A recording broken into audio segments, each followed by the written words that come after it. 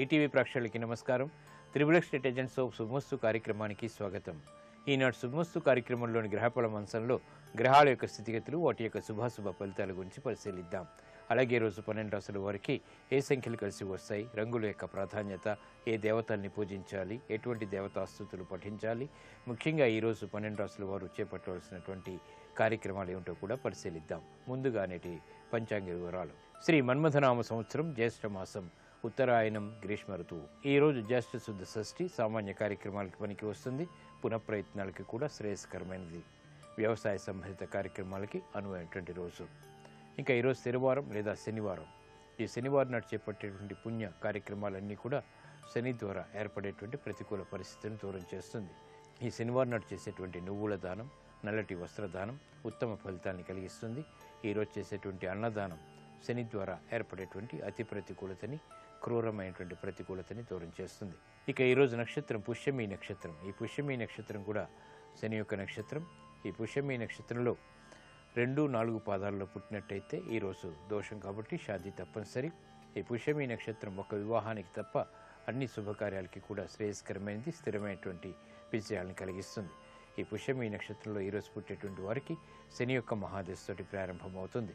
ఇక ఈరోజు 12 రాశుల వారికి ఏర్పడేటువంటి శుభాశుభ ఫలితాన్ని పరిశీలిద్దాం. ముందుగా మేషరాశి. ఈరోజు మేషరాశి వారిని పరిశీలించినట్టయితే శారీరక శ్రమ అధికంగా ఉంటుంది. చేపట్టేటువంటి కార్యక్రమాల్ని పదే పదే చేయవలసినటువంటి ఆవశ్యకత ఉంటుంది. శ్రమతో కూడినటువంటి విజయాలు సిద్ధిస్తాయి. ఆర్థిక పురోభివృద్ధికి చేపట్టేటువంటి కార్యక్రమాల్లో శ్రమ అధికంగా ఉంటుంది. నూతన కార్యక్రమాలను గృహరీత్యా మాత్రం ప్రారంభించగలుగుతారు. బాధ్యతలు బాగా పెరుగుతాయి. వ్యాపార వాణిజ్య సంబంధిత కార్యక్రమాల్లో చిరు సమస్యలు వచ్చినప్పటికీ తిరిగి నిలదొక్కునేటువంటి పరిస్థితులు కూడా వెనంటి ఉంటాయి. ఈ రోజు మీ అదృష్ట సంఖ్య 5. ఆకుపచ్చ వర్ణం రక్షణకి దోహదపడుతుంది. ప్రతికూల పరిస్థితులను దూరం చేస్తుంది. ఆహ్లాద పరిస్థితుల్ని ఆహ్వానిస్తుంది. అనుకూల దైవం ఈశ్వరుడు. ఈరోజు ఈ రాశి వారు శివాలయాన్ని దర్శించి ఈశ్వరుడికి అభిషేకాది కార్యక్రమాలు భక్తి శ్రద్ధలతో నిర్వహించడం ద్వారా అష్టమశని ద్వారా ఏర్పడేటువంటి అతి ప్రతికూలత దూరం అవుతుంది. శ్రమ దూరం అవుతుంది. ఆరోగ్య పరీక్షలు ఈరోజు మీకు మేలును కలిగిస్తాయి. ఈరోజు వృషభ రాశి వారిని పరిశీలించినట్టయితే సంబంధ బాంధవ్యాలు మెరుగవుతాయి. చేపట్టేటువంటి కార్యక్రమాలపై పట్టు బిగించగలుగుతారు. ఆదాయాన్ని పెంపొందింప చేసుకునేటువంటి మార్గాలు కూడా సులభతరం అవుతాయి. గతంలో కన్నా మెరుగైనటువంటి పరిస్థితులు ఆర్థికంగా ఆనందాన్ని కలిగిస్తాయి. బంధుప్రీతి పెరుగుతుంది. వృత్తి, వ్యాపార, ఉద్యోగ సంబంధిత కార్యక్రమాల్లో సంకట పరిస్థితుల నుంచి బయటికి రాగలుగుతారు. ఆరోగ్యం పదిలం. ఈరోజు మీ అదృష్ట సంఖ్య 8. నీలపు వర్ణం మేలుని కలిగిస్తుంది. ప్రతికూల పరిస్థితులను దూరం చేస్తుంది. అనుకూల దైవం మహాగణపతి. ఈరోజు ఈ రాశి వారు మహాగణపతిని దర్శించి భక్తి శ్రద్ధలతో పూజాది కార్యక్రమాలు నిర్వహించడం ద్వారా విఘ్నాలు దూరం అవుతాయి. ఆర్థిక ప్రయత్నాలు ఈరోజు మీకు లాభిస్తాయి. ఈరోజు మిథున రాశి వారిని పరిశీలించినట్టయితే ఆదాయం పెరుగుతుంది. వృత్తి, వ్యాపార, ఉద్యోగ సంహిత కార్యక్రమాల్లో సంతోష సంఘటనలు చోటు చేసుకుంటాయి. కార్యక్రమ నిర్వహణని స్వతంత్రంగా కొనసాగించగలుగుతారు. వ్యాపార ప్రతిబంధకాలను ఎదుర్కొనేటువంటి శక్తి సామర్థ్యాలు వెనంటి ఉంటాయి. విదేశీ సంబంధిత లావాదేవీలు కలిసి వస్తాయి. వ్యాపార ప్రయోజనాలకి చేపట్టేటువంటి కార్యక్రమాల్లో అనిశ్చితి తొలగిపోతుంది. గృహ సంబంధిత కార్యక్రమాల అనుకూలం. శుభవార్తలు వింటారు. ఈరోజు మీ అదృష్ట సంఖ్య 5. ఆకుపచ్చ వర్ణం రక్షణకి దోహదపడుతుంది. ఆహ్లాద పరిస్థితుల్ని ఆహ్వానిస్తుంది. అనుకూల దైవం శ్రీ వెంకటేశ్వర స్వామి. ఈరోజు ఈ రాశి వారు శ్రీ వెంకటేశ్వర స్వామిని దర్శించి భక్తి శ్రద్ధలతో పూజాది కార్యక్రమాలు నిర్వహించడం ద్వారా ఆర్థిక పురోభివృద్ధి వేగవంతమవుతుంది. వ్యాపార నిర్ణయాలు ఈరోజు మీకు లాభిస్తాయి. ఈరోజు కర్కాటక రాశి వారిని పరిశీలించినట్టయితే అభివృద్ధికే చేపట్టేటువంటి కార్యక్రమాలు కలిసి వస్తాయి. ఉద్యోగ వ్యవహారాల్లో అభివృద్ధి గోచరిస్తుంది. నూతన కార్యక్రమాలను చకచక పూర్తి చేయగలుగుతారు.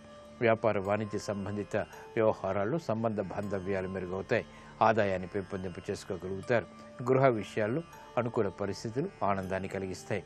స్వతంత్ర నిర్ణయాల ద్వారా విజయాలు చేతికి అందుతాయి. ప్రయాణాలు సుఖవంతం. ఈరోజు మీ అదృష్ట సంఖ్య 6. తెలుపు వర్ణం ప్రశాంతతను పెంచుతుంది. ప్రతికూల పరిస్థితుల్ని దూరం చేస్తుంది. అనుకూల దైవం శ్రీ మహావిష్ణువు. ఈరోజు ఈ రాశి వారు శ్రీ మహావిష్ణువుని దర్శించి భక్తి శ్రద్ధలతో పూజాది కార్యక్రమాలు నిర్వహించడం ద్వారా ఆనందకర సంఘటనల్ని ఆహ్వానించగలుగుతారు. గృహ సంబంధిత కార్యక్రమాలు ఈరోజు మీకు లాభిస్తాయి. ఈరోజు సింహరాశి వారిని పరిశీలించినట్టయితే విదేశీ వ్యవహారాలు కలిసి వస్తాయి.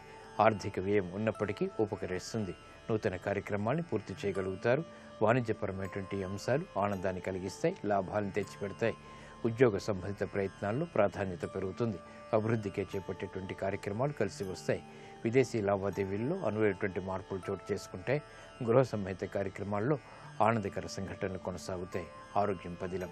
ఈరోజు మీ అదృష్ట సంఖ్య 8. నీలపు వర్ణం మేలును కలిగిస్తుంది. ఆహ్లాద పరిస్థితుల్ని ఆహ్వానిస్తుంది. అనుకూల దైవం లక్ష్మీ నరసింహస్వామి. ఈరోజు ఈ రాశివారు లక్ష్మీ నరసింహస్వామిని దర్శించి భక్తి శ్రద్ధలతో పూజాది కార్యక్రమాలు నిర్వహించడం ద్వారా అనిశ్చిత పరిస్థితులు ఆర్థికంగా దూరమవుతాయి. విద్యా విషయాలు ఈరోజు మీకు లాభిస్తాయి. ఈరోజు కన్యారాశి వారిని పరిశీలించినట్టయితే ఉత్తమ విజయాలు ఆర్థికంగా సాధించగలుగుతారు. ఆలోచన సంపత్తి పెరుగుతుంది. నూతన స్నేహాల ద్వారా లబ్ధి చేకూరుతుంది. కార్యక్రమ నిర్వహణలో నైపుణ్యం కొనసాగించగలుగుతారు. ఏకాగ్రత పెంపొందింపచేసేటువంటి కార్యక్రమ నిర్వహణ ద్వారా విజయాలు సిద్ధిస్తాయి. కార్యక్రమాలన్నీ విజయవంతమవుతాయి. గృహ విషయాల్లో అనుకూల పరిస్థితులు ఆనందాన్ని కలిగిస్తాయి. ఈరోజు మీ అదృష్ట సంఖ్య 3. పసుపు వర్ణం త్వరితగతిని శుభాన్ని కలిగిస్తుంది. అనుకూల దైవం శ్రీ మహాగణపతి. ఈరోజు ఈ రాశివారు శ్రీ మహాగణపతిని దర్శించి భక్తి శ్రద్ధలతో పూజాది కార్యక్రమాలు నిర్వహించడం ద్వారా ప్రతికూల పరిస్థితులు దూరమవుతాయి. గృహ సంబంధిత కార్యక్రమాలు ఈరోజు మీకు లాభిస్తాయి, ఆనందాన్ని కలిగిస్తాయి. ఈరోజు తులారాశి వారిని పరిశీలించినట్టయితే ఉద్యోగ సంబంధిత వ్యవహారాల్లో జాగ్రత్తలు వహించాలి. వ్యాపార ప్రతిబంధకాలను మాత్రం ఎదుర్కోగలుగుతారు. వృత్తి, వ్యాపార, ఉద్యోగ సంబంధిత కార్యక్రమాల్లో క్లిష్ట సమస్యలకు పరిష్కారాలకే చేసేటువంటి ప్రయత్నాలు ఊరట కలిగిస్తాయి. నూతన బాధ్యతలు బాగా పెరుగుతాయి. విదేశీ సంబంధిత లావాదేవీల విషయంలో జాగ్రత్తలు వహించాలి. ఆర్థిక క్రమశిక్షణ లోపిస్తుంది. ఆరోగ్య క్రమశిక్షణ కూడా లోపిస్తుంది. ఈరోజు మీ అదృష్ట సంఖ్య 8. నలుపు వర్ణం ప్రశాంతతను పెంచుతుంది. ఆరోగ్య రక్షణకి దోహదపడుతుంది. అనుకూల దైవం ఈశ్వరుడు. ఈరోజు ఈ రాశివారు శివాలయాన్ని దర్శించి ఈశ్వరుడికి అభిషేకాది కార్యక్రమాలు నిర్వహించడం ద్వారా ఏలినాటి శని ద్వారా ఏర్పడేటువంటి అతి ప్రతికూలత దూరం అవుతుంది. వ్యయాన్ని నియంత్రించగలుగుతారు. ఆదాయాన్ని పెంపొందింప చేసుకోగలుగుతారు. ఆరోగ్య పరీక్షలు ఈరోజు మీకు మేలుని కలిగిస్తాయి. ఈరోజు వృశ్చిక రాశి వారిని పరిశీలించినట్టయితే మానసిక ప్రశాంతత కలిగి ఉంటారు. చేపట్టేటువంటి కార్యక్రమాలు ప్రోత్సాహాన్ని కలిగిస్తాయి. ఆరోగ్య ప్రతికూలత తగ్గుతుంది. నూతన కార్యక్రమాలను చకచకా పూర్తి చేయగలుగుతారు. వ్యాపార, వాణిజ్య సంబంధిత కార్యక్రమాల్లో సహాయ సహకారాలు లభిస్తాయి. స్వతంత్ర నిర్ణయాలకు ఉపక్రమించగలుగుతారు. విద్యా సంబంధిత విషయాలు యోగిస్తాయి. విదేశీ సంబంధిత లావాదేవీలు కలిసి వస్తాయి. ప్రయాణాలు సుఖవంతం. ఈరోజు మీ అదృష్ట సంఖ్య 2. తెలుపు వర్ణం ప్రశాంతతను పెంచుతుంది. ప్రతికూల పరిస్థితులను దూరం చేస్తుంది.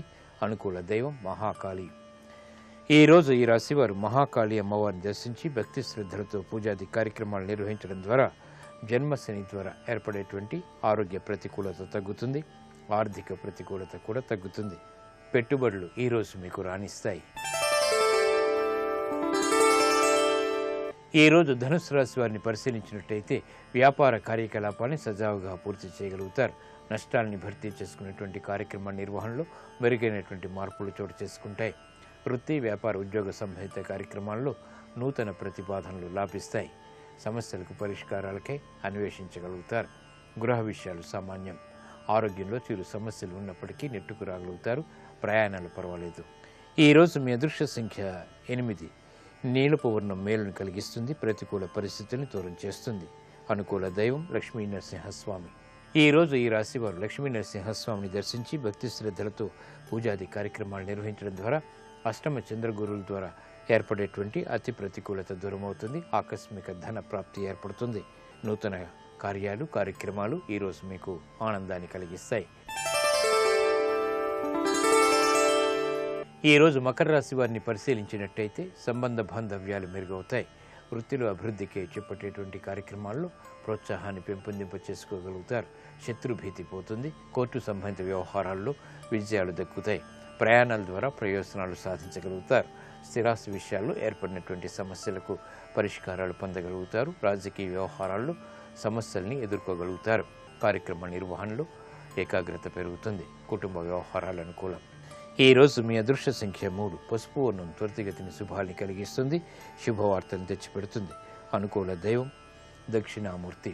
ఈరోజు ఈ రాశివారు శ్రీ దక్షిణామూర్తిని దర్శించి భక్తి శ్రద్ధలతో పూజాది కార్యక్రమాలు నిర్వహించడం ద్వారా ఆలోచన సంపత్తి పెరుగుతుంది. నూతన స్నేహాల ద్వారా లబ్ధి చేకూరుతుంది. ఆర్థిక లావాదేవీలు, సంభాషణలు ఈరోజు మీకు లాభిస్తాయి. ఈరోజు కుంభరాశి వారిని పరిశీలించినట్టయితే శత్రువులు ప్రబలమవుతారు. చేపట్టేటువంటి కార్యక్రమాలపై శ్రద్ధ తగ్గుతుంది. వృత్తి, వ్యాపార, ఉద్యోగ సంహిత కార్యక్రమాల్లో దూకుడు నిర్ణయాలు పనికిరావు. చిరు సమస్యలు ఆర్థికంగా చోటు చేసుకుంటే స్థిరాస్తి విషయాల్లో జాగ్రత్తలు వహించాలి. ఉద్యోగ సంహిత వ్యవహారాల్లో ఆశించినటువంటి ప్రయోజనాలు వెంటనే పొందలేకపోతారు. నూతన సమస్యలు వెలుగులోకి వస్తాయి. గృహ విషయాలు సామాన్యం. ఈరోజు మీ అదృష్ట సంఖ్య 5. ఆకుపచ్చ వర్ణం రక్షణకి దోహదపడుతుంది. ప్రతికూల పరిస్థితులను దూరం చేస్తుంది. అనుకూల దైవం శ్రీ వెంకటేశ్వర స్వామి. ఈరోజు ఈ రాశివారు శ్రీ వెంకటేశ్వర స్వామిని దర్శించి భక్తి శ్రద్ధలతో పూజాది కార్యక్రమాలు నిర్వహించడం ద్వారా అర్ధాష్టమ రవికుజుల ద్వారా ఏర్పడేటువంటి అతి ప్రతికూలత దూరం అవుతుంది. షష్ఠ గురుచంద్రుల ద్వారా ఏర్పడేటువంటి శత్రుత్వాలు దూరం అవుతాయి. వ్యాపార నిర్ణయాలు ఈరోజు మీకు లాభిస్తాయి. ఈరోజు మీనరాశి వారిని పరిశీలించినట్టయితే కార్యక్రమ నిర్వహణలో ఆశించినటువంటి ప్రయోజనాలు దక్కుతాయి. వృత్తి, వ్యాపార, ఉద్యోగ సంబంధిత కార్యక్రమాల్లో శుభవార్తలు వింటారు. స్వతంత్ర నిర్ణయాలకు ఉపక్రమించగలుగుతారు. విదేశీ లావాదేవీలు కలిసి వస్తాయి. పెట్టుబడుల ద్వారా ఆశించినటువంటి ప్రయోజనాలు దక్కుతాయి. వృత్తిలో అభివృద్ధి గోచరిస్తుంది. విద్యాబలం చేకూరుతుంది. ఆశించినటువంటి ప్రయోజనాలు అన్ని రంగాల వారికి దగ్గరవుతాయి. ఆత్మవిశ్వాసం పెరుగుతుంది. ఈరోజు మీ అదృష్ట సంఖ్య 5. ఆకుపచ్చ వర్ణం రక్షణకి దోహదపడుతుంది. ఆహ్లాద పరిస్థితుల్ని కలిగిస్తుంది. అనుకూల దైవం ఈశ్వరుడు. ఈరోజు ఈ రాశివారు శివాలయాన్ని దర్శించి ఈశ్వరుడికి అభిషేకాది కార్యక్రమాలు భక్తి శ్రద్ధలతో నిర్వహించడం ద్వారా శుభ పరిణామాలని ఆహ్వానించగలుగుతారు. విదేశీ సంబంధిత లావాదేవీలు, సంభాషణలు, ప్రయాణాలు ఈరోజు మీకు లాభిస్తాయి.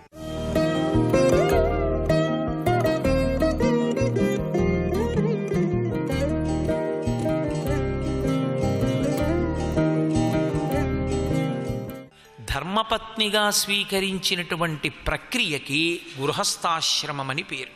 దీనికి దాంపత్యము, దంపతులు అంటారు. అలా కలిసినటువంటి స్త్రీ పురుషుల్ని దంపతులని పిలుస్తారు. ఇందులో ఆశ్చర్యకరమైన విషయం ఏంటంటే అంతకుముందు తాను ఉన్నాను అనడానికి ఒక గుర్తు ఏమీ పెట్టడు పురుషుడు. నేనున్నాను అని నేను బ్రహ్మచారిగా ఉండగా గుర్తేమీ లేదు. కానీ నేను గృహస్థాశ్రమంలోకి ప్రవేశించగానే నేనున్నాను అని ఒక గుర్తు ఏర్పాటు చేస్తాను నా భార్య మెడలో. దే మాంగళ్యం తంతునానేనా మమ జీవన హేతునా కంటే బధ్నామి సుభగే త్వం జీవ శరదాం శతం. నేనున్నానని గుర్తేమిటో తెలుసా? ఇదిగో ఈ నీ మెడలో ఉన్నటువంటి మంగళసూత్రం. ఈ కంఠం ఈ క్రింది శరీరానికి వచ్చిన కష్టాన్ని కానీ సుఖాన్ని కానీ ఈ గొట్టం ద్వారా పైకి చెప్తుంది. ఎక్కడ ఈ శరీరానికి కష్టం వచ్చినా ఆ సమస్యని పుచ్చుకొని ఇక్కడ ఉన్నటువంటి బుద్ధి పరిష్కారం చెప్తుంది. అది మళ్ళీ గొట్టం ద్వారా ఆదేశం పెడుతుంది. అంటే ఎంత చిన్న సమస్య అయినా సరే ఈ మిగిలినటువంటి శరీరానికి సంబంధించిన వాటికన్నిటికీ కూడా మార్గనిర్దేశకత్వం ఇది చేస్తుంది. దీని సమస్యల్ని నేను పట్టించుకోనని దందో, ఇది చెప్పిన దాన్ని కాదు అని కింద దందో. అదే ఇక్కడి నుంచి ఇక్కడి వరకు భార్య, ఇది భర్త.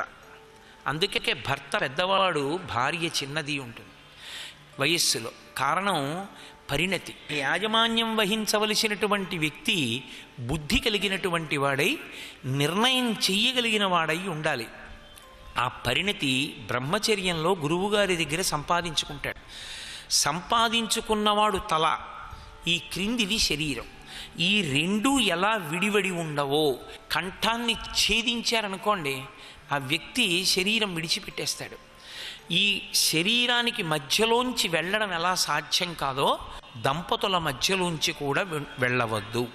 వాళ్ళిద్దరూ అంత అవినాభావ సంబంధము కలిగినటువంటి వారు. సనాతన ధర్మంలో దాంపత్యం అనేటటువంటిది, వివాహం చెయ్యడం అనేటటువంటిది కేవలము కామసుఖము అనుభవించుట కొరకు మాత్రమే కాదు, కామము ధర్మముతో ముడివెయ్యడానికి యజ్ఞాధికారం పొందుతాడు. భార్యని పక్కన కూర్చోపెట్టుకుని దేవతలకి హవిస్సిస్తాడు. దానివల్ల దేవరుణం తీరుతుంది. ఆయన సంధ్యావందనం చేసుకుని పూజ చేసుకుని వెళ్ళి కూర్చుని ఏ రామాయణమో భాగవతమో చదువుకుంటూ ఉంటాడు. ఆయనకి వేళ పట్టున ఆకలేసేటప్పటికి ఆవిడ పలహారం పెడుతుంది. ఆవిడ పలహారం పెట్టింది కాబట్టి తాను రామాయణం చదువుకున్నాడు. ఆవిడ ఇంటి దగ్గర వ్యవహారాలు నిర్వహిస్తోంది కాబట్టి తాను పై ఊరిళ్ళి కూడా ప్రవచనాలు చెప్పుకోగలుగుతున్నాడు. ఆమె ఆయనకి ఊపిరిగా నిలబడుతుంది. నిలబడి తాను దేవతారుణాన్ని నుంచి విముక్తుడవడానికి, ఋషి రుణం నుంచి విముక్తుడవడానికి, పితృరుణం నుంచి విముక్తుడవడానికి కారణభూతురాలవుతుంది. ఆమెతో కామము ధర్మముతో ముడిపడిన కారణం చేత సంతానం కలుగుతుంది. సంతానము కలిగిన కారణం చేత పితృదేవతల యొక్క రుణం నుంచి విముక్తుడవుతాడు. ఆయన యజ్ఞయాగాదులు చేసి దేవరుణం నుంచి విముక్తుడవుతాడు. ఆయన భారత భాగవతాది గ్రంథములను, రామాయణం మొదలైనవి చదువుకుని ఋషి రుణం నుంచి విముక్తుడవుతాడు. 3 రుణముల నుంచి విముక్తుడవుతాడు. నేను ఎప్పుడు చేశానండి ఈ రుణమని అడగకూడదు. మనిషిగా పుట్టిన వాడికి పుట్టుకతోటే ఈ 3 రుణాలు ఉంటాయి. ఈ 3 రుణాలు తీర్చుకోవడంలో అత్యంత ప్రధానమైన ఉపకరణము ఎవరు అంటే భార్య ఒక్కతే. అందుకే ఆమెకి పత్ని అని పేరు. పత్ని అంటే యజ్ఞాధికారము కలిగి ఉన్నది. యజ్ఞం చేస్తున్నప్పుడు పక్కన ఆవిడ కూర్చుంటుంది. పక్కన కూర్చునేటటువంటి అధికారమును పొంది ఉన్నది కనుక ఆమెకి పత్ని అని పేరు. అటువంటి ధర్మపత్ని సమేతస్య అని చెప్తాం కానీ భార్యా సమేతస్య అన్న మాట వాడరు. ధర్మపత్ని సమేతస్య. అందుకే ఇల్లాలికి అంత గౌరవాన్ని ఇచ్చింది శాస్త్రం. దాంపత్యము, ఆ స్త్రీ పురుషుల యొక్క జీవనము ఎంత గొప్పగా నడవాలని శాస్త్రం కోరుకుందంటే, ఒకవేళ ఒక పురుషుడికి గయ్యాళి ఇల్లాలు దొరికిందనుకోండి, ఆయన నా అదృష్టం తొందరగా వైరాగ్యం కలిగిందనుకోవాలి. ఆయనకి అనుకూలవతైన ఇల్లాలు దొరికిందనుకోండి, నా అదృష్టం గృహస్థాశ్రమంలో ఉండి భగవత్కార్యాలు చేసేటటువంటి అదృష్టం కలిగిందనుకోవాలి. తప్ప ఏ కారణం చేత కూడా ఒకసారి తాళి కట్టిన తరువాత, ఒకసారి దేవతల సాక్షిగా ధర్మపత్నిని స్వీకరించిన తరువాత అసలు లోకంలో ఏ కారణానికి ఇక వాళ్ళిద్దరూ విడిపోవడం అన్న మాట సనాతన ధర్మమునందు లేదు. ఆయన హాయిగా పరమేశ్వర సేవ చేసుకుంటూ కాలం గడపవలసిందే. ఈ దంపతుల యొక్క అవగాహన స్థితి గురించి శాస్త్రం ఏం మాట్లాడిందంటే, భర్త ఉద్ధారకుడు, భార్య శాంతి స్థానము. చాలా జాగ్రత్తగా నేను అన్న మాటల్ని గమనించే ప్రయత్నం చెయ్యండి. భర్త ఉద్ధారకుడు. ఉద్ధారకుడు ఎందువల్ల అయ్యాడో తెలుసా? భర్త ఏ పుణ్యకార్యం చెయ్యనివ్వండి, అందులో సగభాగం భార్య ఖాతాలోకి వెళ్ళిపోతుంది. ఆయన ఏమి నీళ్లు విడిచిపెట్టినా భార్యకి ఇస్తున్నానని అనక్కర్లేదు. పురుషుడు ఏ పుణ్యకార్యం చేయనివ్వండి, ఎక్కడుండి ఏ మంచి పని చేయనివ్వండి, సగభాగం ఆయన భార్యకి ఇచ్చేస్తారు. ఎందుకు ఇచ్చేస్తారు అంటే ఒక్కటే కారణం, ఆమె లేని నాడు నువ్వు ఓ పురాణం చదువుకోవడానికి, గాయత్రీ మంత్రం చేసుకోవడానికి, ఓ దేవాలయంలోకి వెళ్ళడానికి నీ వశం కాదు. నీ కడుపున పుట్టినటువంటి బిడ్డల్ని నువ్వు సాకలేవు, నీ భార్య సాకుతోంది. మహాతల్లి ఆవిడ పాలిచ్చి పోషించింది, ఆవిడ అన్నం పెట్టి పెంచింది, ఆవిడ స్నానం చేయించింది, ఆవిడ వంశాన్ని పెంచుతోంది. నువ్వు సంతోషంగా కార్యాలయానికి వెడుతున్నావు, గుడికి వెడుతున్నావు, లేకపోతే దేవతార్చనకి వెడుతున్నావు, ఇవి చెయ్యగలుగుతున్నావు. నీకు ఆమె సహకరించింది కనుక ఆయన చేసిన పుణ్యంలో సగభాగం భార్యకి వేస్తారు. అందుకే 7 తరాలు అటు ఇటు చూడండి అంటారు పిల్లనిచ్చేటప్పుడు. పిల్లనిచ్చేటప్పుడు చూడవలసింది ఏది అంటే, ఆ పిల్ల యొక్క జీవుణ్ణి ఉద్ధరించగలరా పురుషుడు. కేవలము భోగానుభవమే ఉన్నవాడు అనుకోండి, ఆమె జీవునకు ఏమీ అందదు, పతనం అయిపోతుంది. అదే పరమభక్తి తత్పరుడు అనుకోండి ఆయన. నేను చెప్పే మాట ఒకటి మీరు చాలా బాగా జ్ఞాపకం పెట్టుకోండి.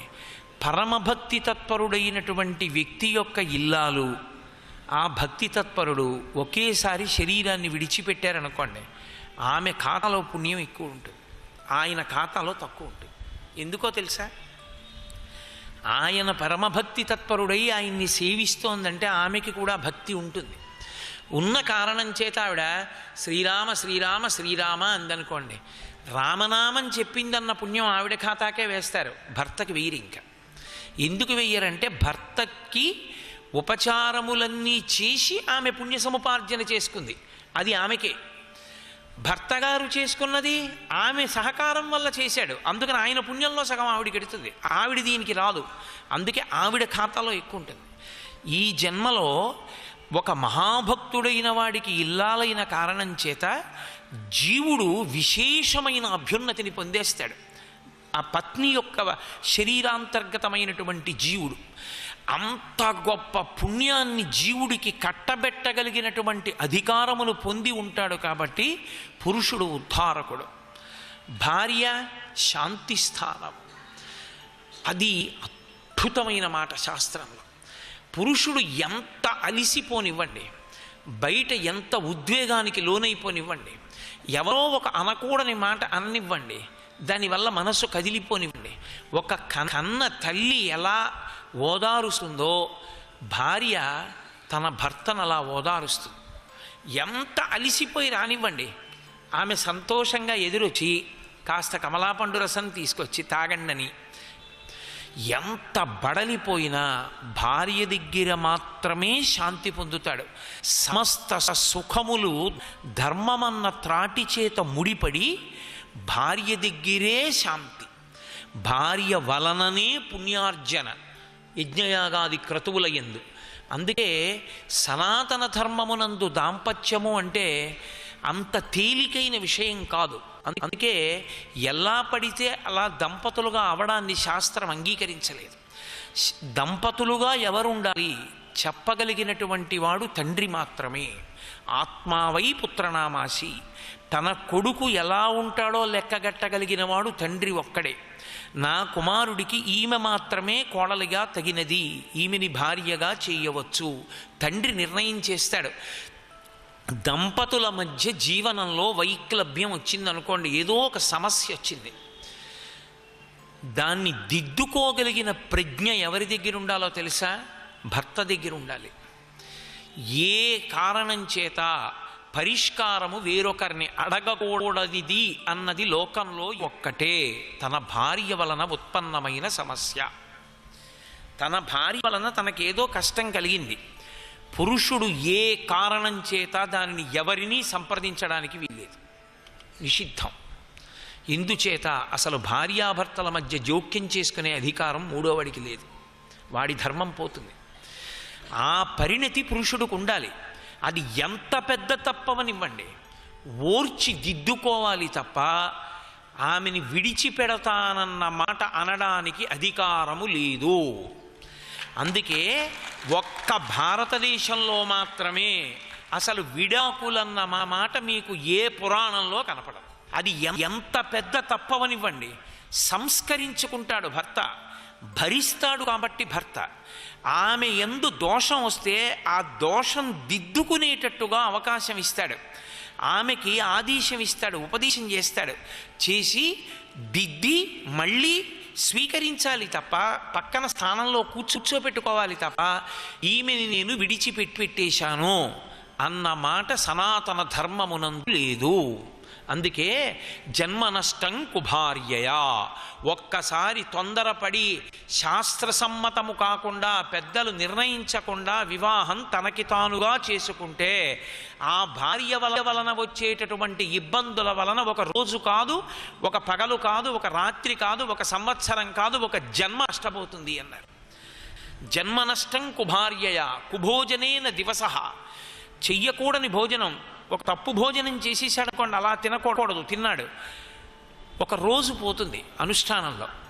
భార్యాస్థానంలో దోషం వచ్చిందనుకోండి, పెద్దలు నిర్ణయించకుండా స్వతంత్రించి స్వీకరించాడు, దోషం వచ్చింది దాంపత్యంలో, ఇప్పుడు దాని వలన వచ్చేటటువంటి ఇబ్బందులు ఏమున్నాయో దాని వలన ఒక జన్మ పోగొట్టుకోవాలి.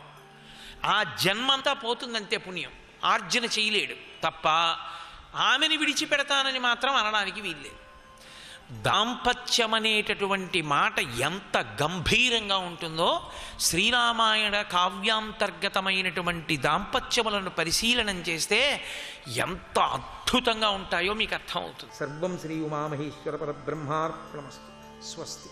మంగళద్రవ్యమైన జీలకర్రని బెల్లాన్ని కలిపి నూరితే ధనాత్మకమైన విద్యుత్తు పుడుతుంది. ఈ రెండు పదార్థములను కలిపి ముద్ద చేసి సుముహూర్తమునందు ఒకరి మూర్ధన్య స్థానముల మీద ఒకరు ఉంచుకుంటే దాని వలన ఇద్దరి యొక్క అభిప్రాయముల యందు సానుకూలత ఏర్పడుతుంది.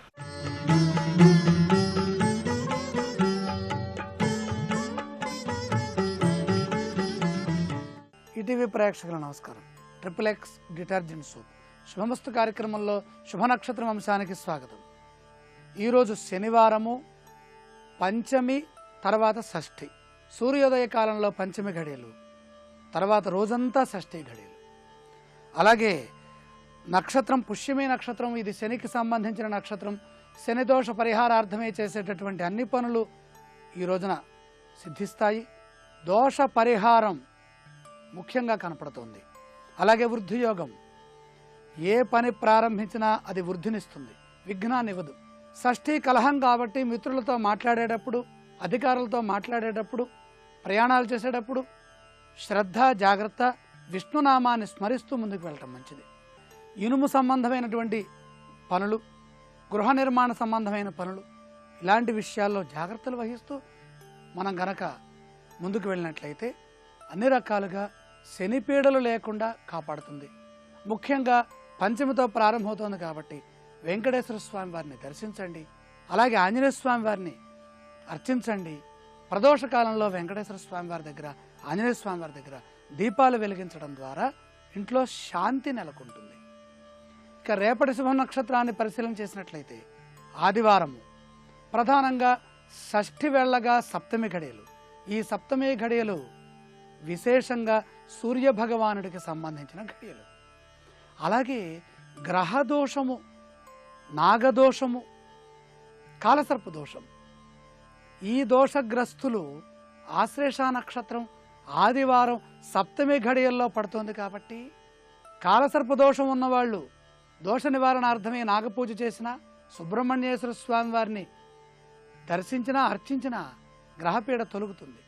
స్పష్టత లేకుండా అస్పష్టతగా ఉన్నా, కోపం అధికంగా ఉన్నా, భయం వేస్తున్నా, ఏ పని ప్రారంభిస్తున్నా కూడా విఘ్నాలు ఎదురవుతున్నా, చేతుతాక వచ్చి జారిపోతున్నటువంటి అంశాలు ఏవైతే ఉంటే అవన్నీ పరిహరించాలంటే ఆశ్లేష భానువారం యోగంలో సప్తమి ఘడియల్లో చేసేటటువంటి నాగారాధన వల్ల గ్రహదోషము, కాలసర్ప భయము, కాలసర్ప బంధము, నాగబంధము, రాహుకేతు పీడలు తొలుగుతాయి.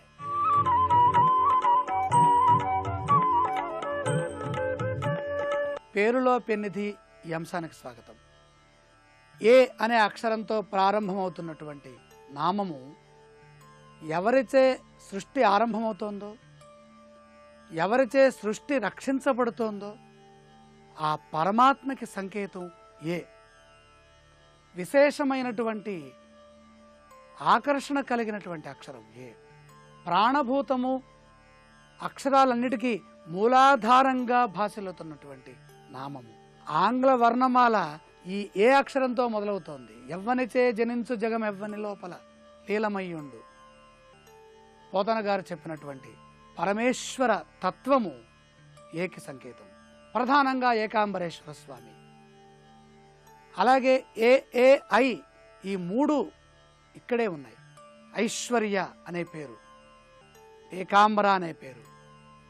ఏతో మొదలయ్యే ఏ నామమైనా సరే, ఏ ధ్వని ఎక్కడుంటుందో అక్కడ పరమేశ్వరుడు, పరమాత్మ, పరబ్రహ్మతత్వానికి సంకేతంగా భాసిల్లుతోంది. ప్రధానంగా కృత్తికా నక్షత్రం దీనికి సంకేతం. ఆ ఈ ఉ ఏ కృత్తిక. ఈ కృత్తికా నక్షత్రం సుబ్రహ్మణ్యేశ్వర ఆధీనంలో ఉన్నది. అధిష్టాన దైవం సాక్షాత్తు బ్రహ్మ. వేదమంత్రాలను వినటం, ప్రణవాన్ని ఉచ్చరించటం, ఓమిత్యేకాక్షరం బ్రహ్మ అగ్నిర్దేవత, అగ్ని ఆరాధన, దీపారాధన వెలిగించటం, దీప ఆరాధన. ఏ అనే అక్షరంతో ఉన్నవారు దీపారాధన చేస్తే పరిపూర్ణమైన అదృష్టవంతులవుతారు. విశేషంగా వ్యాపార రంగంలో, వృత్తి రంగంలో, ఉద్యోగ రంగంలో అన్నిటిలోనూ వీరు ఆక్రమించి ఉంటారు, ఆశ్రయించి ఉంటారు, అదృష్టవంతులై ఉంటారు. దారిద్ర్యం అనేది మనస్సుకి లేశమాత్రము ఉండదు. దైవ భావనలు, ఆధ్యాత్మిక జ్ఞానము, పూర్వజన్మకృత సిద్ధి, పూర్వజన్మకృత విశేష విషయ జ్ఞానము వీరి సొంతమై ఉంటుంది.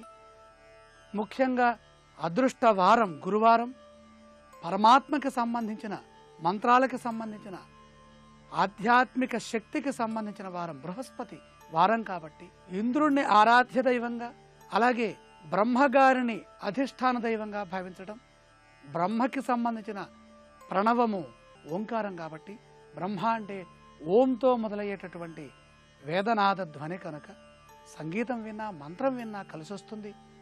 అదృష్ట దిక్కు ఉత్తర దిక్కు, కలిసి వచ్చేటటువంటి దైవం ఈశ్వరుడు. అన్ని రంగాల వారికి అనుకూలించేటటువంటి మూల మాతృక, అందరికీ నచ్చిన నామం, ఆకర్షణీయమైన నామం, అందరిలోనూ కలిసిపోయే శుభతత్వము ఏ అక్షరంలో భాసిల్లుతోంది. అలాగే జ్యోతిశాస్త్ర రీత్యా జ్యోతిష పరిభాషలో లు లు అనేటటువంటి అక్షరాలకి నామాక్షరాలు లేవు. రేపటి శుభమస్తు కార్యక్రమంలో ఓ అనే అక్షరంతో ప్రారంభమయ్యే పేరులోని పెన్నిధిని పరిశీలన చేద్దాం.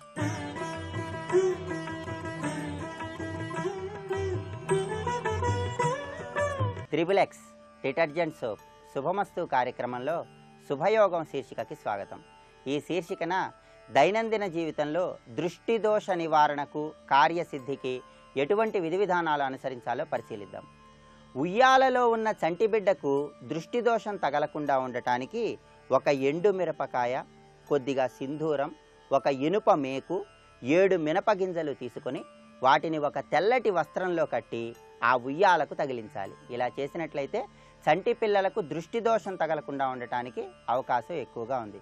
అలాగే పసిపిల్లలు దృష్టి దోషం తగిలి పాలు స్వీకరించకుండా ఉన్నట్లయితే అటువంటి పరిస్థితులలో ఒక చిన్న పిడతలో పాలు పోసి పిల్లవాడి చుట్టూ 11 సార్లు దిగదుడిచి ఆ పాలు కుక్కకు ఆహారంగా వేయాలి. ఇలా చేస్తే పసిపిల్లలకు సంభవించేటటువంటి దృష్టి దోషం నుండి సులభంగా బయటపడవచ్చు. అదేవిధంగా చిన్నపిల్లలు దృష్టి దోషం తగిలి భోజనం స్వీకరించకుండా ఇబ్బందులు పెడుతున్నటువంటి తరుణంలో ఒక పాత వస్త్రాన్ని తీసుకొని ఆ పాత వస్త్రాన్ని 7 ముక్కలు చేసి చిన్నపిల్లల చుట్టూ 21 సార్లు దిగదొడవాలి.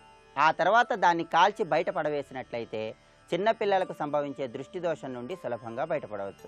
అదేవిధంగా మీ గృహంలో పిల్లలు ఉండే గది పైన గణపతి లేదా పంచముఖ ఆంజనేయ స్వామి లేదా నరసింహస్వామి వారి చిత్రపటాన్ని ఉంచడం ద్వారా, మీ గృహం సింహద్వారం దగ్గర కలబంద మొక్కను వేలాడదీయటం ద్వారా కూడా చిన్నపిల్లలకు సంభవించే దృష్టి దోషం నుండి సులభంగా బయటపడవచ్చు.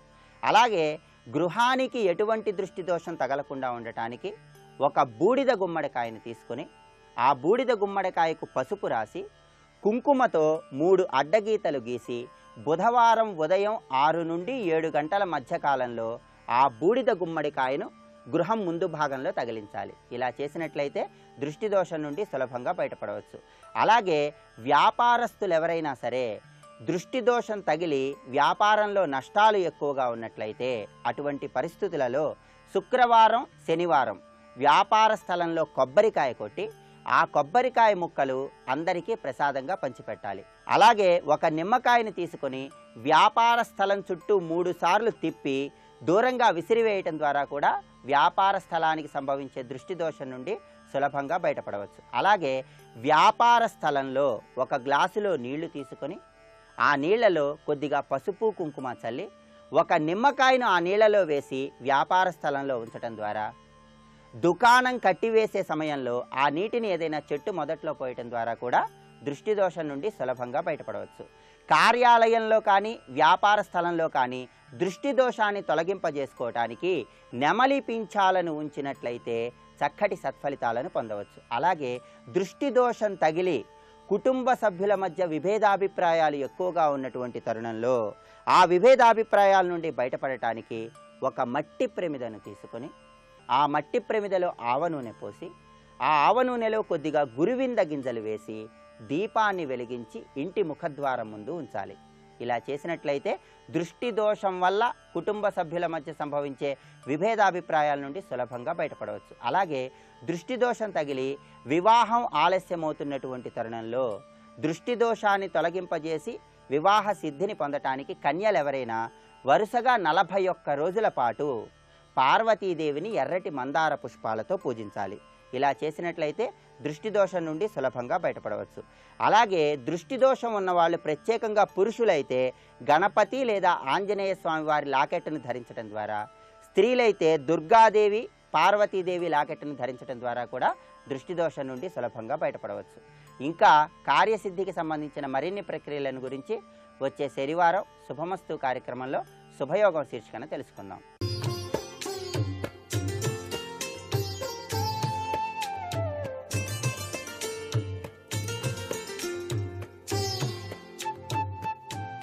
ట్రిపుల్ ఎక్స్ డిటర్జెంట్ సోప్ శుభమస్తు కార్యక్రమంలో గృహబలం అంశానికి స్వాగతం. ఒక ఇంటి నిర్మాణంలో ద్వారాల విషయంలో వాస్తుశాస్త్రరీత్యా గ్రహించవలసిన విషయాలు ఎన్నో మరెన్నో. గృహవాస్తు విషయంలో ఈ ద్వారాల విషయాల గురించి చక్కటి అవగాహన చాలా అవసరం. ద్వారాలు, ద్వారస్థానాలు వాస్తు ఫలితాలను ఇవ్వడంలో ప్రధానంగా పనిచేస్తాయి అనే విషయాన్ని గుర్తుపెట్టుకోవాలి. ద్వారాల వరుస గురించి వివరించడం అంటే ద్వారాలు ఉచ్చస్థానాల్లో ఉన్న వాటి వరుసల గురించి తెలుసుకొని ఆచరించడంలో వాస్తురీత్యా మనకు చాలా ఉపయోగం ఉంటుంది సుమా. గృహం కొలతలను లేదా గది కొలతలను సగం చేసి తూర్పు ఉత్తర భాగాలను ఉచ్చమని, దక్షిణ పశ్చిమ భాగాలను నీచమని వాస్తుశాస్త్రం పిలుస్తుంది. ప్రధాన గృహానికి నడక ఉచ్చ భాగంలో ఉండాలి. ఉదాహరణకి తూర్పు సింహద్వార గృహాన్ని తీసుకున్నట్లయితే తూర్పు ఈశాన్యం నుంచి పశ్చిమ వాయువ్యం వరకు ఏకవరుసలో ద్వారాలు ఉండటం చాలా శుభకరం అని చెప్పేసి తెలుసుకోండి.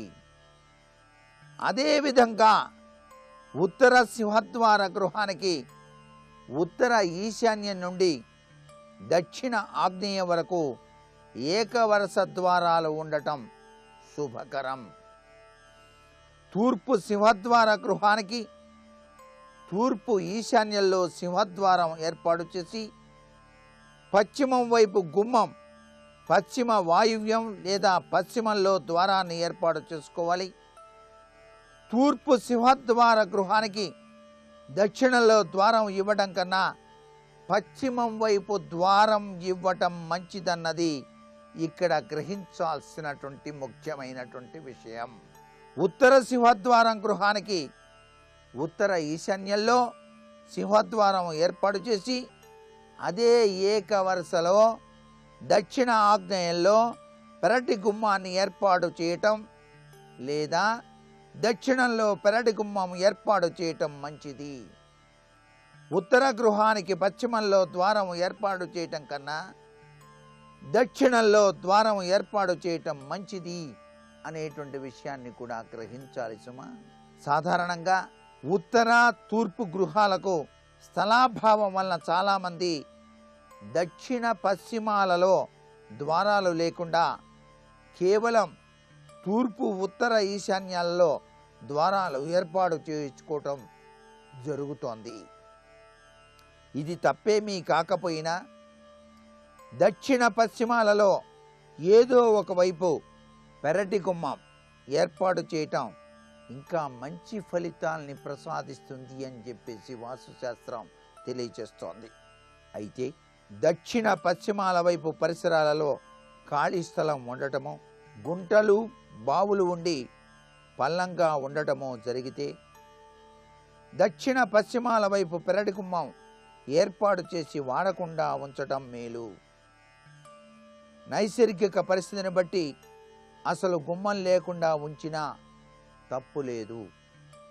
గృహం ఏ సింహద్వార గృహమైనా తూర్పు ఉత్తరాల వైపు ఉచ్చస్థానంలో తప్పనిసరిగా ద్వారాలు ఉండాలి. దక్షిణ పశ్చిమాల వైపు ఉచ్చస్థానంలో ఏదో ఒక దిక్కులో ద్వారం ఏర్పాటు చేసుకోవటం ఉత్తమం. దక్షిణం, పశ్చిమం వైపు రోడ్డు గల స్థలాలలో బజారు వైపు సింహద్వారం లేకుండా తూర్పు లేదా ఉత్తరం వైపు సింహద్వారం ఏర్పాటు చేసి నిర్మించడం జరుగుతోంది. తూర్పు ఉత్తరాలలో ద్వారాలు ఉంచడం మంచిదే, కానీ దక్షిణ పశ్చిమం వైపు బజారు ఉన్నప్పుడు తప్పనిసరిగా బజారు వైపు ద్వారం ఇచ్చి తీరాలి. ఇది చాలా ముఖ్యమైనటువంటి విషయం. బజారు వైపు మేము అసలు ద్వారం పెట్టం. ఉత్తర ఈశాన్యం, తూర్పు ఈశాన్యం వైపే ద్వారాలు పెడతామంటే కుదరదు. మీ బజారు ఎటువైపు అయితే ఉందో అటువైపు కూడా ద్వారం ఏర్పాటు చేయటం సర్వత్రా శుభదాయకం అనేటువంటి విషయాన్ని ఈ ద్వారాల విషయంలో గుర్తుపెట్టుకోవాల్సినటువంటి ముఖ్యమైనటువంటి విషయం. దక్షిణ సింహద్వార గృహానికి దక్షిణం వైపు ద్వారం తప్పనిసరిగా ఉండి తీరాలి. దాన్ని ఎంతవరకు వాడటం అనేది ఆ ఇంటి వారి అనుకూలత మీద ఆధారపడి ఉంటుంది. ఇటువైపు ద్వారమైనా ప్రతిరోజు తీసి శుభ్రం చేసుకొని ముగ్గు వేసుకుంటే ఆ ద్వారం వాడకంలో ఉన్నట్లు పరిగణించవచ్చు. మాది ఉత్తర ఫేసింగ్ హౌస్ అండి. ఉత్తరం పడమర వైపు కూడా రోడ్లు ఉన్నాయి. పడమర వైపు ద్వారాన్ని ఏర్పాటు చేశాను. ఉత్తర వైపు ఈశాన్యంలోనూ మధ్యలోనూ కూడా ద్వారం ఏర్పాటు చేశాను. కానీ ఇల్లు చిమ్మేవాళ్ళు మాత్రం మాకు ఉత్తరం వైపు బజారు వైపే చిమ్ముతున్నారు, పడమర వైపు బజారు చిమ్మటం లేదు అంటే లక్ష్మీదేవికి కోపం వస్తుంది. ఎక్కడ ద్వారబంధాలు ఉన్నాయో దాని ఎదురుగా తప్పనిసరిగా చిమ్మి ముగ్గు వేయటం అనేటువంటిది చాలా తప్పనిసరిగా ఏర్పాటు చేసుకోవాలి. రావమ్మ మహాలక్ష్మి అంటూ లక్ష్మీదేవిని మనం పిలవాలి అంటే ఇంటి యజమాని ముగ్గు వేసిన తర్వాతనే బయటికి వెళ్ళాలి. అందుకే తెల్లవారుజామునే ఇంటి ఇల్లాలు నిద్ర నుంచి లేచి ఇంటి బయట ముగ్గు వేస్తుంది. ఉచ్చద్వారాలను సాధ్యమైనంత ఎక్కువగా వాడాలి. కొందరు నీచద్వారాలను మూసి ఉంచి దోషం లేదు అని చెప్పేసి అనుకుంటూ ఉన్నారు. నీచద్వారం వాడుకలో లేకున్నా దోషం చూపుతూనే ఉంటుంది. ఉచ్చద్వారం మూసి వాడుకలో లేకుంటే దోషం అని చెప్పేసి కూడా గ్రహించాలి. అందుకని నీచద్వారం అనేటువంటిది అసలు ఉండకూడదు. ఉచ్చద్వారం ఉండి మూసి వాడకంలో లేకుండా ఉండకూడదు అనేటువంటి విషయాన్ని కూడా గ్రహించాలి. ఉచ్చము నీచము అని రెండు రకాలు. అది ఎలా తెలుస్తుందో మనం చెప్పుకున్నాం. దాని రీత్యా నీచద్వారం పెట్టకపోవటమే మేలు, ఉచ్చద్వారం ఉంచడమే సర్వత్రా శుభదాయకమని గ్రహించాలి. నేటి వాస్తు సందేహాన్ని గనక పరిశీలన చేసినట్లయితే ఇంటి ఆయనానికి వాస్తుశాస్త్రంలో అత్యధిక ప్రాధాన్యత ఎందుకు అన్నది ప్రశ్న. ఇంటి ఆయం అనేటువంటిది వ్యక్తి యొక్క జాతక లక్షణాన్ని అనుసరించి పేరులో పెన్నిధిని తీసుకొని ఆయుష్ను ఆ ఇంటికి ఎంత ఉంచాలి అని చెప్పేసి ఆయనం అనేటువంటిది లెక్క కడతారు. ఆ ఆయనము యొక్క ప్రభావమే వ్యక్తి శరీరంలో ఉన్నటువంటి గుండెకు దగ్గర సంబంధం ఉన్నట్టుగా చెప్తాం వాస్తుశాస్త్రానికి. అందుచేత ఆయనం లెక్క కట్టి చక్కగా గనక నిర్మాణం చేసినట్లయితే ఆ ఇల్లు పురోభివృద్ధి చెంది చక్కటి ఆయుష్ ప్రమాణంతో విరాజిల్లుతుంది సుమా అని చెప్పేసి ఆయనం కట్టేటువంటి తీరు తెనుల్లో వివిధ రకాలైన ఆయనాలు ఉన్నాయి. ధ్వజాయనము, వృష్మాయనము, రకరకాలుగా వాటిని వాస్తుశాస్త్రరీత్యా వాస్తుశాస్త్రజ్ఞుని సంప్రదించి నిర్ణయం తీసుకొని గృహ నిర్మాణం చేయటం ఉత్తమోత్తమం. మరికొన్ని ముఖ్య విషయాలు సోమవారం నాటి శుభమస్తు కార్యక్రమంలో తెలుసుకుందామా? మరి సర్వే జనా సుఖినో భవంతు. మీకు తరచూ వ్యాపారంలో ఆటంకాలు ఎక్కువగా ఉన్నాయా? వ్యాపారంలో నష్టాలు సంభవిస్తున్నాయా? ఇటువంటి పరిస్థితుల్లో వ్యాపార వృద్ధి కోసం ఈ సులభమైన ప్రక్రియను ఆచరించండి. ఏదైనా బుధవారం నాడు గణపతి చిత్రపటానికి ఎర్రటి పూలమాలను అలంకరించి స్వామివారి ప్రీతి కోసం సంకటనాశక గణేశ స్తోత్రాన్ని చదువుతూ అరటి పండ్లు, చెరకుగడలు స్వామివారికి నివేదించండి. స్వామివారికి నివేదించిన అరటిపండు ప్రసాదాన్ని స్వీకరించండి. ఇలా చేయటం ద్వారా కార్య జయాన్ని పొంది చక్కటి శుభ ఫలితాలను పొందవచ్చు.